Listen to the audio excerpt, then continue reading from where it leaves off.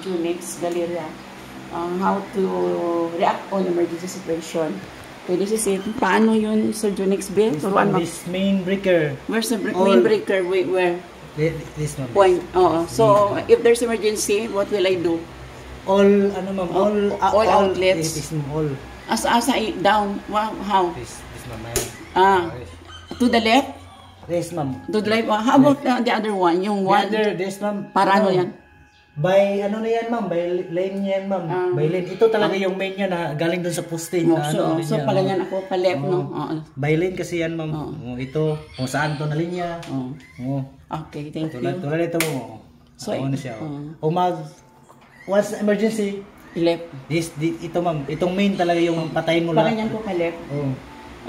Lahat ng linya niya dito, wala na, di na magpapangsyon. Including yun. Basta yung main talaga yung papatay mo. Pag ito, di mo alam kung saan yung nalinya yung... so yun. Di lahat. Ito lahat talaga. Wala talaga. Okay, sandali.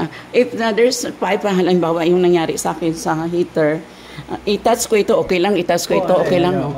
Pwede rin yun. Pero that my immediate reaction, we pull out ko. Mas okay yun, mas madali. Kisa magpunta pa ako dito. Depende pa.